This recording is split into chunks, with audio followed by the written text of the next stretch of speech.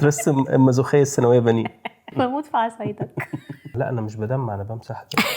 اذهب الى السجن حالا. هو الديتنشن ده يعني حجز. ايه رأيكم نسبة زماننا ب5 سنين؟ مش فاكرين؟ لو النبي يا ميس، لو النبي يا ميس. ماما قالت لي يلا قلد مستر مجدي. اهلا بيك عزيزي المشاهد في حلقة جديدة من برنامجك المفضل سهى اسماعيل شو. انا اسماعيل وانا سهى بالامارة يعني. النهارده هنتكلم عن ايه؟ النهارده هنتكلم عن المدارس، والمدارس دي سيرة توجع البطن مبدئيا، يعني تحسسك ان الدنيا مش بخير يعني. انا من الامهات، انا يعني بكره المدارس. انا معرفش الناس اللي بيفرحوا قوي ان المدارس هتبدا عشان بقى الدوشه يعني بتاعت العيال في الصيف والكلام دوت، بقى عايزين يريحوا منهم شويه. بس هي الفكره. طب خلينا نتكلم عن احنا زمان اصلا لما كنا في المدارس. انت كنت في مدرسه زمان؟ كنت زمان. والله كملت تعليم. كانت حلوه. يعني بس كنت بتحبي تروحي؟ لا. مين الطفل اللي مش سوي اللي بيحب يروح المدرسه؟ انا عمري ما شفت حد نفسه يروح المدرسه. انا عايز اروح المدرسه، انا بحب اروح المدرسه. مش عارف، يمكن حد متفوق قوي. ما حتى لو حد متفوق يعني هو بيحب التعب والمرمطه الا لو حد عايز يقابل اصحابه، حد ممكن مرتبط قوي يعني اجتماعيا بالناس دي. المهم احنا عملنا ستوري على الانستجرام، طلبنا منكم تحكوا لنا مواقف او تحكوا لنا اي حاجه عن المدارس. وسالنا برضو الناس اللي على التليجرام. الجروب بتاع التليجرام بتاعنا موجود، اللينك بتاعه في الديسكريبشن بوكس. لو عايزين تخشوا تشقروا علينا كده بقوا خشوا. انت زمان كنت بتتضربي في المدرسه؟ لا ولا مره. انت دخلتي المدارس في مصر والسعوديه؟ كنت بتتضربي؟ مش فاكره انك اتضربتي يبقى ما اتضربتيش يعني. مفيش حد بينسى يعني. مين اتضرب ونسي ايه ده؟ لا اكيد لا. مش فاكره والله. لا كنت بتضرب كتير. انا كنت من العيال اللي هم اللي مش شاطرين بس في نفس الوقت مش عايزين يرجعونا ورا. يعني هو كان العيال المتفوقه بتقعد قدام لسبب ما يعني، والعيال اللي مش شاطره بيقعدوهم ورا. بس انا ما كنتش شاطر وكنت بقعد قدام. بس هو اكيد ثانوي ما كانش فيها ضرب. احنا كان عندنا ضرب. لا ثانوي انا متاكده ان ما كانش فيه ضرب. مش فاكره حاجه زي كده. ممكن اعدادي وابتدائي. يعني شفت الناس بتضرب مش انت يعني؟ لا انا مش فاكره، بس ممكن اكون اتضربت بس مش فاكره. اتضربت اللي هو الضرب على ايدك بالعصايه ده يعني؟ يعني اكيد اتضربتي. لا. لا اصل هو كان في انا مثلا دخلت مدرسه كانت وحشه قوي، مثلا كان الناس بيضربوا بالشلاليت. ما عندناش احنا كده. ايه ده؟ كان في اقلام، كان في بالعصايه، كان في مد على الرجلين. لا يعني مش كله ايدين يعني. لا ما كانش عندنا كده. كان انا كنت في مدرسه كده في مصر الجديده اسمها الخليفه. لا كان اسمها ايه؟ هي الخليفه مأمون. لا ما اعرفش. خليفه مأمون. شارع الخليفه مأمون. ايوه دي مدرسه ايه يعني؟ مدرسه ثانوي. ثانوي فيها ضرب؟ ايوه يا ماما. في ايه انت جايه منين؟ لا مدارس البنات ما فيهاش. يمكن بقى بنات ماشي، بس الولاد لا في ضرب طبعا. مفيش ضرب ليه؟ في ضرب. لا ما عندناش. كنا بنضرب يعني. كان في مدرس كده اسمه مستر عبد المقصود، ده بتاع الكيمياء.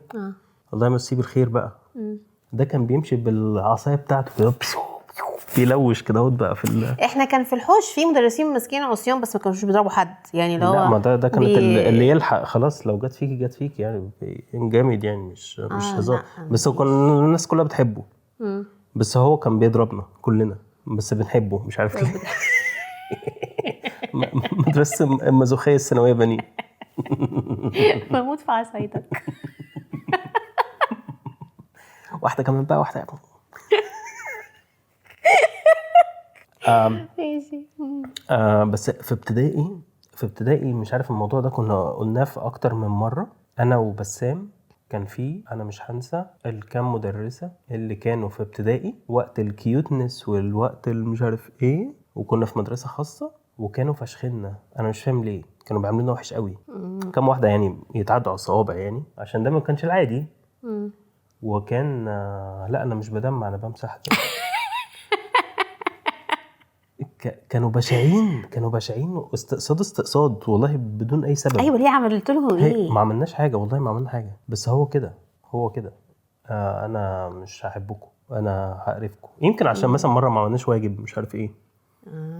بس الواجب يعني كانت حاجه يعني لا انا في ابتدائي كنت في مودرن سكول.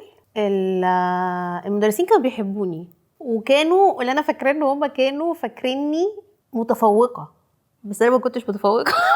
بس واخده السمعه يعني. واخده السمعه. فكانوا بيستغربوا جدا لما بقى، يعني انا فاكره كان في ميس بتاعه العلوم تقعد تتكلم معايا لما انقص درجات. ان ازاي انا كانوا بيتكلموا معايا لما باخد درجات، لان هو ما كانش طبيعي يعني. في انت كويس ابني، بس انا كنت شاطر فيه بصراحه. كنت شاطر في الاملاء والتعبير قوي يعني. اللي هو يعني ما كنتش بغلط اي ولا غلطه في الاملاء في ابتدائي واعدادي. بس غير كده بطيخه يعني، غير كده بجد يعني. اي حساب، رياضه، جبر، اي بتاع ضايع. نعمل موبايلاتنا سايلنت في اللوكيشن لو سمحت. الكيمياء وفيزياء واحياء ضايع. كيمياء ده في الثانوي بقى. انت نقلت على ثانوي. انا فاكره يعني فاكره ممكن اتكلم عن كان بيتعمل سايلنت ازاي اصلا.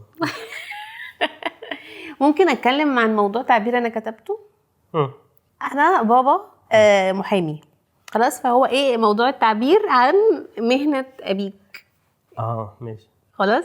فانا كتبت ان انا افتخر كثيرا بابي لانه يدافع عن المجرمين والقاتلين. ماما قالت لي ليه يا بنتي ما بتقولش كده؟ انا فاكر مره موضوع تعبير، انا فاكر كنا في اولى اعدادي يا اما 5 ابتدائي حاجه كده في الحته دي. وكانت عن هوايتك المفضله. انا ما كانش عندي اي هوايه اصلا، بس انا كنت بحب اسوق عجل. فكتبت بقى ايه هوايتي هي سواقه العجل. قالت لي يا ابني اسمها قياده الدراجات. سواقه العجل دي. كنت كده بخط حلو بقى خطه حلو. الله يخليك والله. والله خطه حلو. ودايما بخليه يكتب لي الحاجات اللي في بني ادمين هيشوفوها يعني. مش قوي يعني والله، انا عادي يعني. بس لا والله انت بالنسبه لي خطاط بجد. الله يسترك والله. انت اللي خطك وحش. بس انا بتهيألي علي طلع لي وفريده طلع لك في موضوع الخط ده يعني. انا عمري ما شفت خط عالي. لا علي اللي بيكتب. انا شكيت مره انه مش هو اللي كاتب والله. لا قال لي ان هو. بس مثلا فريده زي سهى بالظبط، بس اعتقد اسوأ. فريده اسوأ من فريده. خطها بشع يعني التي شبه الار مثلا، وال في حروف كتير شبه بعض، فانت ما تعرفش تقرا اصلا اي حاجه. مش عارف ازاي المدرسين بيصححوا يعني الحاجات دي. مش عارف. طب يعني انا عايزه نخش بقى في ذكرياتنا كآباء عيالنا راحوا المدرسه. ذكريات زباله طبعا. ليه؟ اصلا المدارس دي بالنسبه لنا ايه يعني؟ هي زمان كانت مرمطه وقله ادب وواجبات متاخره وتحضير دروس وتحضير جدول وجلاد وقرف. والواحد بقى يخاف. احنا كنا بنخاف من المدرسين جدا. عيالنا ما بحسش ان هم بيخافوا من المدرسين. ما بيخافوش من المدرسين. لا بيخافوا. لو بيخافوا كانوا هيعملوا لهم حساب. لكن هو مدرسين. هي مدرسين هنا عشان ما بتضربش. مش عايز اقول ان الضرب يعني هو، بس المدرسين هنا ما بيعرفوش يعاقبوا يعني. ما بقولش العقاب يبقى ضرب، بس ما فيش عقاب اصلا يعني. هو انت اخرك مثلا، ما هو الديتنشن ده لما العيل بيقل ادبه ويطلع عين اللي خلفه الراجل ولا الست مدرسه. يقول لك طب ماشي الديتنشن ده عباره عن ايه بقى؟ ان هم بيقعدوا ساعه زياده بعد المدرسه في اوضه ما يطلعوش سجن. بجد هو حجز. اذهب الى السجن حالا. هو الديتنشن ده يعني حجز. فهم بيحجزوهم زياده من غير ديفايسز، من غير موبايلات، من غير ايبادات، من غير اي حاجه. يحطوه في اوضه كده هوت. بس مش هيبقى لوحده، هو والناس كلها اللي معمولين الديتنشن. فهم بيجمعوا العيال بتوع الاسبوع كلهم في يوم واحد تقريبا، وبيقعدون كلهم مع بعض في الحجز ده. بس عادي بتبقى صحبه لطيفه يعني. ان عادي انا خسرت ايه؟ انا ما فاتنيش حاجه. انا هي ساعه وحد من البيت هيجي ياخدني بعد الساعه وقشطه حياتي حلوه. انا فاكره علي مره جاله ديتنشن وانا ما وديتوش الديتنشن. انت اللي تعمل لك ديتنشن بقى. علشان يا جماعه دلوقتي انا رايحه المدرسه اجيبهم في وقت. ليه بقى اروح تاني كمان ساعه؟ انا مالي. اصل زحمه وبتاع. فانت عقاب رخم يعني. انت بتعاقبه ولا بتعاقبني انا دلوقتي؟ هو بالظبط هو بيعاقبك انت كده. احنا زمان كانت العقبات مهينه لدرجه ان هو مثلا احنا كان عندنا في اعدادي، في ابتدائي كان الصبيان على البنات ماشي، في اعدادي فبقينا البنات في فصل والصبيان في فصل.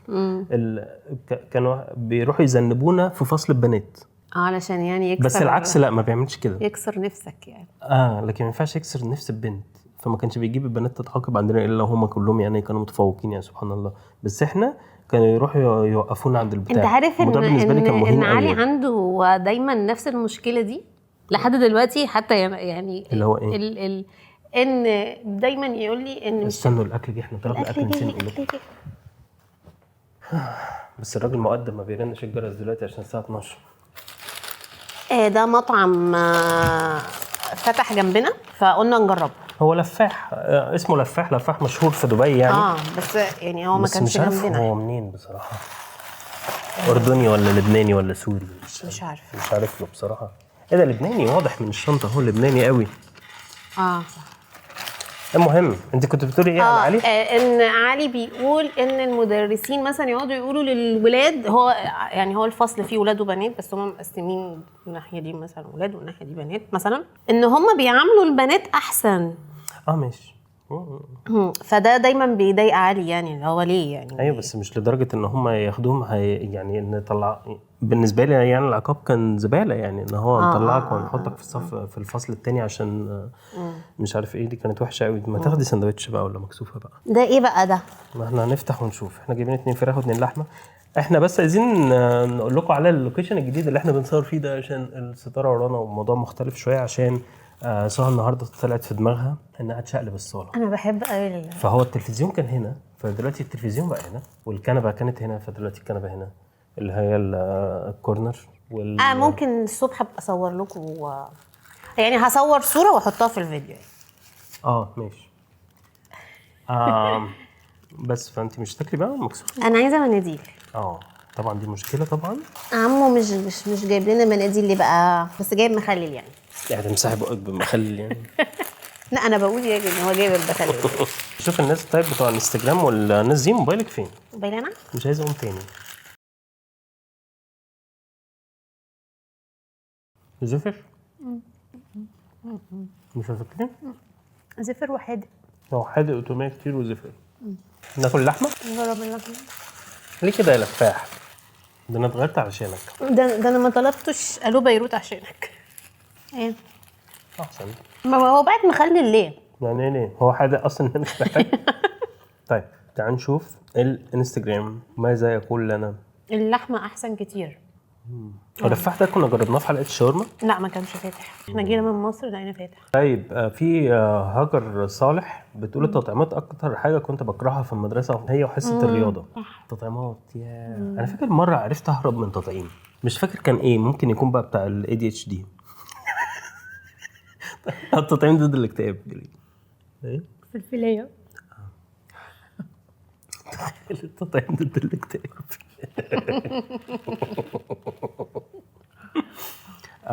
ففي التطعيم انا فوتته، مش عارف ده ممكن تسبب في ايه دلوقتي. ازاي فوتته؟ يعني غبت مثلا؟ مش فاكر. اصل انا العيال كلها كانت طالع لها فوق فئه اللي في كتفها وانا ما عنديش فوق فئه، فانا ما اعرفش العلامه دي. انا ما عنديش العلامه دي. ليه؟ ما اعرفش. لا ده كان في واحد زباله بيخلي الايد تورم من هنا، وكان في انت ازاي بتفتكر؟ انا مش فاكره ايه. لا ملتهبه والقميص بيلزق فيها وما بعرفش اقلعه عشان لزق في البتاع اللي طلعت لي دي. فضلت كده شهر. ايه ده والله؟ لا والله. انت على فكره كانوا بيعذبوك في مدرسك. لا انا فاكره الطابور يعني الطابور اللي هو بياخدوك من الفصل طابور كده هو رايح ياخد التطعيم. دي كانت ابشع لحظه في حياتي. ماشي. بس انا مش فاكره ان انا حصل لي. انت عندك تروما. لا افتكرت دلوقتي العيال اللي كانت بتخاف قوي. لا والنبي يا ميس، لا والنبي يا ميس. واثنين يمسكوه كده من هنا، هو عارفه زي مستشفى المجانين، وهو يرفع رجليه فوق. بس بجد لا كان في ناس كتير قوي بتتعب منه، وكان في تطعيمات في البق. دي ايه ده تطعيمات في البق دي؟ ده بتاع 6 شهور مش فاكر. ماشي. يوسف بيقول في موقف مره كان عندنا اقتصاد منزلي. يوسف اقتصاد منزلي ليه؟ وانا عملت مكرونه بالصلصه والبنات ما كانوش عارفين يعملوا فشار. ايه ده؟ عاش يا يوسف. والله انا مش عارف ان انا فاكر ان الولاد كانوا بياخدوا نجاره والبنات كانوا بياخدوا. واحنا عندنا كمان كده، ما اعرفش دلوقتي ايه اللي بيحصل. ليه بيخلوك تعمل مكرونه يا يوسف؟ بس حلو تقدم والله. يوسف برضو بيقول لك مره رشينا تلج افراح على صاحبنا، في مره ولعنا فيه. هو ده بيولع؟ والله ده خطر جدا يا جماعه، بتاع ده خلي بالكم منه. نو يا يوسف، نو، ما تعملش كده، نو. على فكره اللحمه حلوه قوي والله كويس. بس انا اتصدمت من اول سندوتش، بس احتمال ارجع له تاني عشان جعان قوي. لا انا مش هرجع. ماشي. ريم بتقول وانا صغيره كنت كل ما استلم الكتب انا واخويا، كنت اول ما استلم الكتب انا واخويا نفردهم في الصاله ونعمل اكننا في مكتبه وعندنا كل الكتب ونلعب بيهم كلهم. احنا ما عندناش كتب. لا. العيال يعني ما عندهم. احنا عيالنا ما عندهمش كتب. كل حاجه اونلاين دلوقتي. بس زمان كان في، لا ده كنت بحب بكتير. ريحتهم قوي. كنت بحب قوي اليوم بتاع استلام كتب ده. انا مش عارف ليه كنت بحب اليوم ده قوي، مع ان شيله بنت لذينه انا كنت باخد كميه كتب كده اهوت واحطها في الشنطه على ظهري. احنا كنا بنركب مواصلات بقى في ثانوي، ايام زباله. كان في مواقف بتحصل سخيفه افتكرتها بسبب الكتب. بيبقى في اولاد عندهم ظروف خاصه او بتاع، يجي لك بقى واحده كده في الفصل اللي ما دفعوش المصاريف مش هياخدوا كتب، ما يقفوش في الطابور. ليه يفضحوهم بقى. انتوا بتعملوا كده ليه يا جماعه؟ يعني كان تنمر بالهبل بقى، عيب يعني. كان في برضو يعني هو كده اهوت احنا عرفنا العيال فقراء خلاص. ده الفقير بتاع الفصل. بس طب كنت بتاخدي دروس في كل حاجه؟ لا كنا بناخد في العربي بس. في ثانوي بقى، في ثانوي كنت باخد. في ايه؟ لا في ثانوي كنت باخد في كل حاجه ما عدا الرياضيات. عشان مامتك. بس كنت باخد عربي. كنتش باخد علم نفس درس يعني. يا استني انا افتكرت دلوقتي المدرس بتاع علم النفس على الابو سخافته بتاع الدرس كمان. مش بتاع المدرسه. بتاع المدرسه كان لطيف. ما اعرفش كان اهلي مصرين ان انا اخد درس علم نفس ليه يعني. بس المدرس بتاع علم النفس ما كان برضو من الثلاثه اللي ما كانوش بيحبوني في حياتي. اصل انا من صغري انا بستغرب لما ما حدش يحبني. يعني الحمد لله يعني يعني بحس ان انا يعني لطيف مع الناس، فخلاص يعني ما فيش حد يكرهني. فليه بتاع علم النفس ده ما كانش بيحبني؟ كان بيلبس بدله بيج كده كل مره، تصدقي جملي كده، هو ما عندوش غيرها تقريبا. الراجل ده جبناه منين؟ ولا كان بيدينا درس ليه اصلا؟ ولا كنا بنروح له فين؟ مش فاكر. مره كنا رايحين درس وتثبتنا في عين شمس. يعني احنا كنا ساكنين في مدينه السلام رايحين عين شمس، ثبتنا هناك وما عرفناش نروح. ما كانش في موبايلات بقى وقتها. المهم ف علم النفس انا كانت المدرسه في المدرسه حلوه جدا. التاريخ المدرسه في المدرسه كانت حلوه جدا.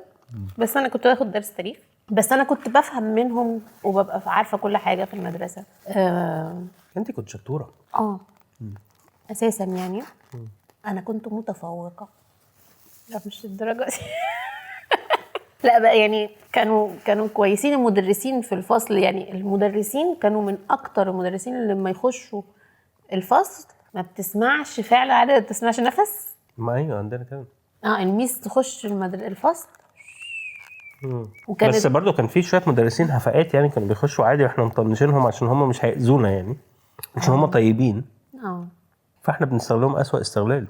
كانت عندنا وصواريخ في قفاهم وحاجات زي كده. مش لدرجه صواريخ في قفاهم.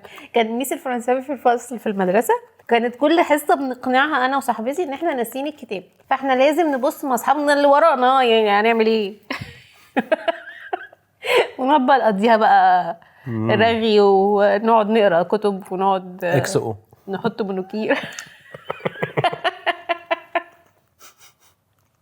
وكان في مدرسين حلوين قوي ما ننساهمش. ميسي حسني في فرنساوي. ده كان مدرسه ولا درس؟ الاثنين. بس ده يعني الله يمسيه بالخير او غالبا الله يرحمه. يعني هو كان كبير قوي في السن، من 20 سنه يعني. وكان في مستر علي بتاع الانجليزي، كنا مسمينه علي ويزا لسبب ما انا مش عارف ليه، بس احنا كنا بنحبه قوي. وكان مسمينا انا بسام زيتونه وليمونه. كان في مستر مجدي بتاع الانجليزي كان بيدينا برضو في اعدادي في المدرسه وفي الدرس. بس ده علاقتنا بدات وحشه قوي عشان انا اشتكيت منه لماما عشان هو ما بيديناش الحصه كويس في المدرسه، وبيفضل واقف على الباب بيتكلم مع المدرس اللي جنب الفصل اللي جنبه.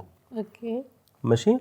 فبيخش بقى يفضل يندغ لبانه كده ويقول خلي بالك بقى معايا. ماشي. ويروح كاتب لك التاريخ بتاع اليوم على السبوره عارف اللي هو اللي هو زي المسرحيه بتاع يكتب اي حاجه كده ويطلع يكلم المدرس اللي جنبه. بعدين فانا اشتكيت لماما عادي خلاص بحسن نيه. طالب مجتهد.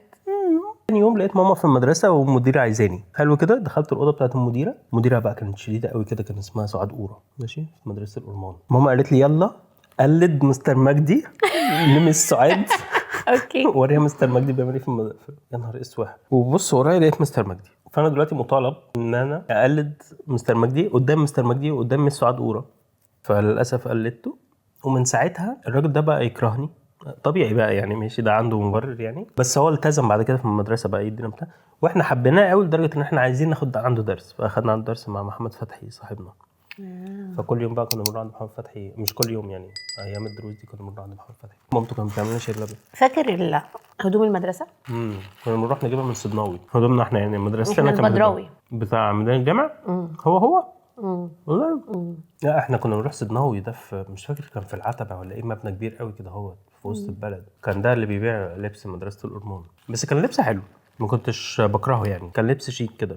احنا كان حلو برضه يعني كان افضل من مدارس الحكومه يعني. ساعتها كنا بنمشي مبسوطين من شكلنا يعني. من كام يوم رحنا نجيب هدوم المدرسه للولاد. كان يوم صعب وزباله. احنا رحنا الساعه 4:30. طوابير بره المحل. انتوا عارفين الطوابير اللي بتشوفوها في مثلا لما ايفون ينزل موبايل جديد، لما ابل تنزل ايفون جديد، ده المحل اللي احنا بنشتري منه الهدوم دي صحيح. عارفين الطوابير بتاعت المولات دي، احنا اللي لنا الطابور ده. وناس قاعده على الارض وناس ساندة على الحيطه كده اهوت ومش عارف ايه. والله يعني وفي ناس واخده مواعيد، عاملين طابور للناس اللي واخده مواعيد اصلا.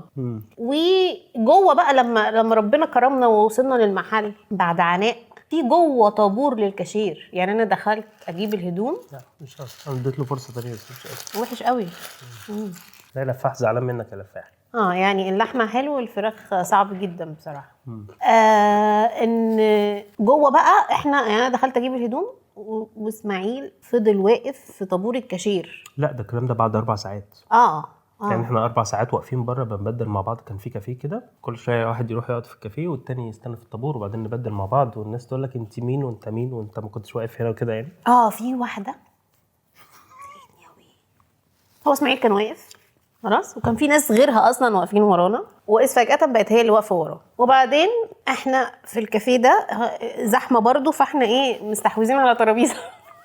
فاسماعيل جه قعد على الترابيزه وانا رحت وقفت في الطابور. خلاص اسماعيل وهو جاي كان في راجل هندي واقف قدامه وقال له ان انا مراتي هتيجي تقف مكاني. الراجل قال له اوكي وخلاص وتمام، وانا رحت وقلت له شكرا وبتاع وفضلت واقفه. بعدين الطابور بدا يتحرك بعد نص ساعه كده ولا بتاع، قامت هي كانت واقفه هنا قامت عدت كده. عارفين اللي في عمود مثلا فانت بتلف من جنب.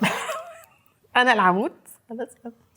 فقلت لها قالت لي قالت لي اصل اساسا الراجل اللي كان قدامي كان معاه شنطه فيها اكل، انا ماليش دعوه، انا ماشيه ورا شنطه الاكل دي، وهي انا واقفه وراها بقالي كتير. فقام الراجل قال لها لا هم ورايا من بدري. اوكي.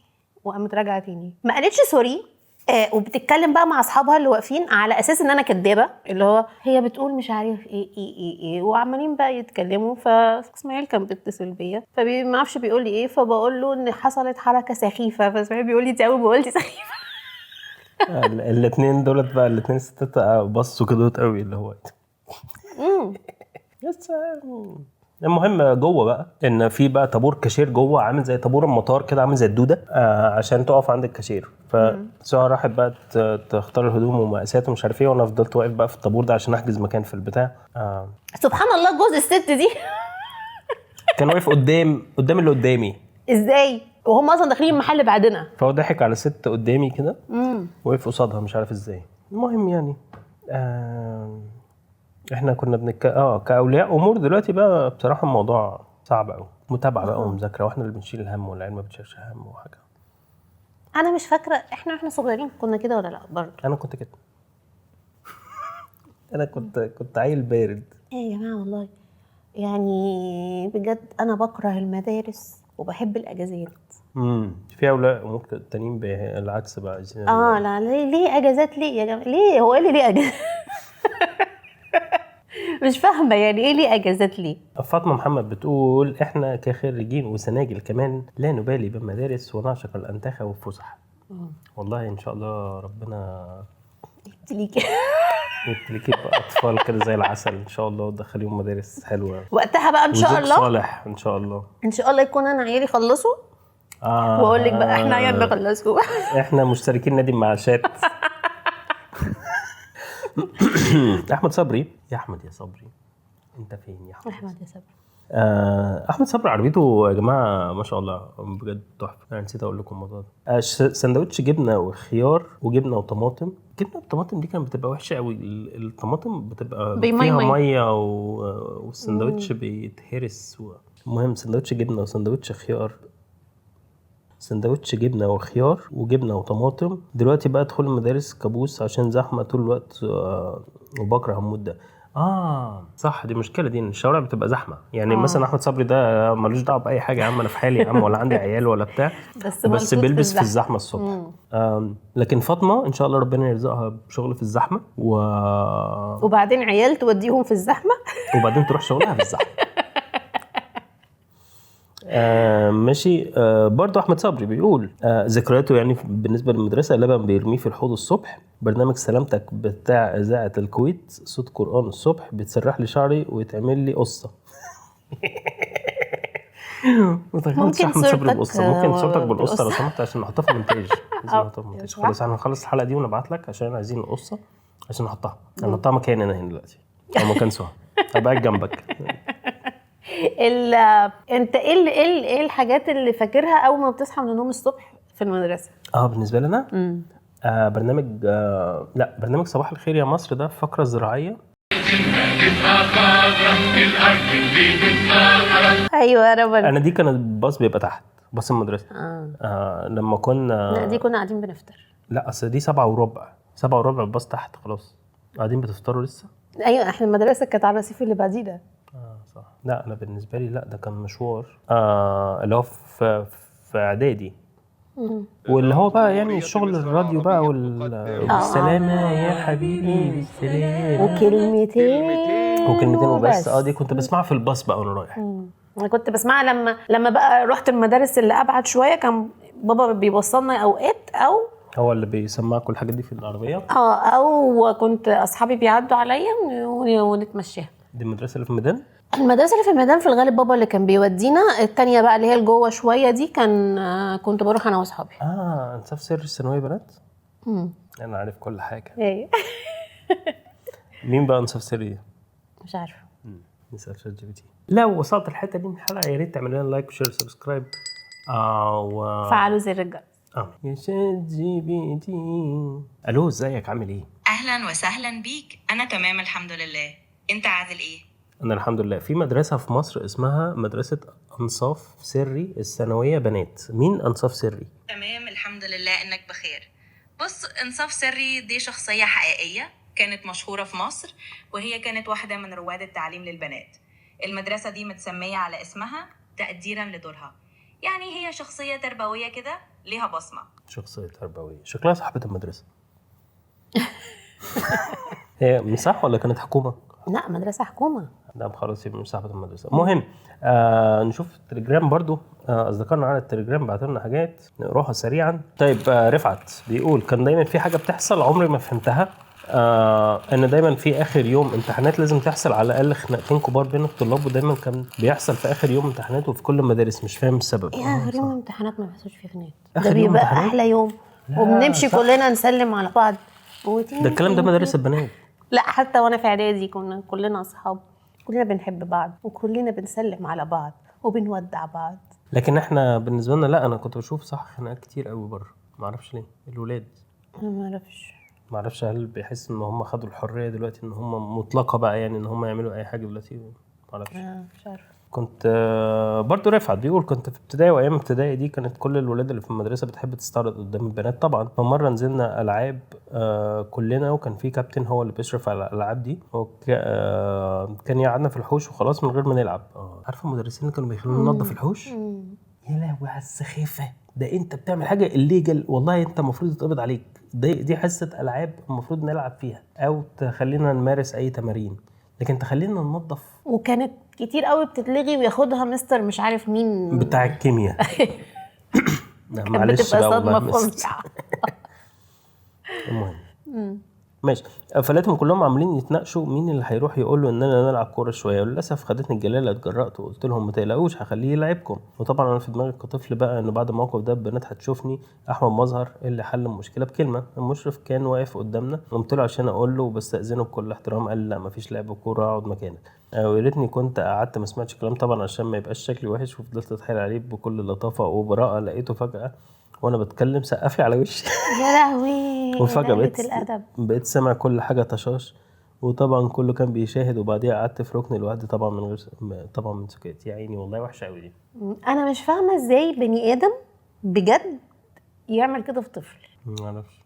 يعني بيبقوا بيفكروا في ايه؟ يعني هل انت كده قوي؟ هل انت كده بقى الشطور الجامد يعني؟ انا فاكر برضو في مدرس بتاع الجبر في اولى ثانوي اولى اعدادي جبر، اول مرة جبر بقى في حياتي، ضربني بالقلم في اول حصة. اول حصه؟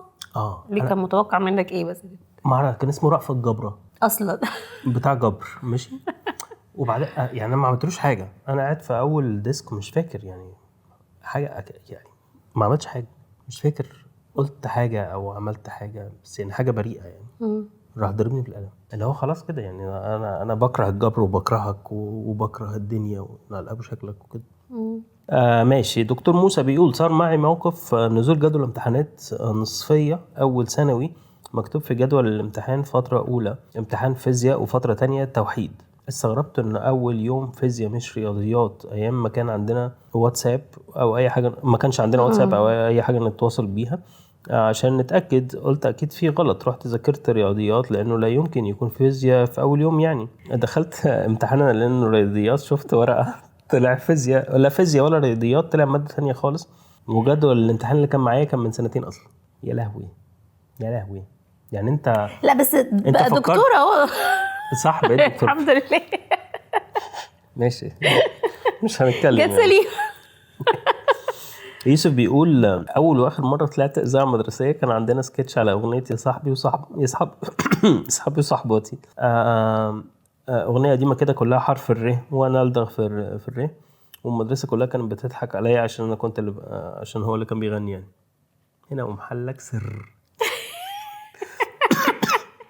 انا فاكره حاجه من الاذاعه المدرسيه، بس مش عايزه اقولها عشان لو قلتها الناس هتقول عليا كبيره. ايه ما انا لو قلتها ده مش هتقول يعني خلاص. طب استنى اقول لك. كنا ايه في الاذاعه، ايه رايكم نسبق زماننا ب5 سنين ونقابل عالم من علماء عام 2000؟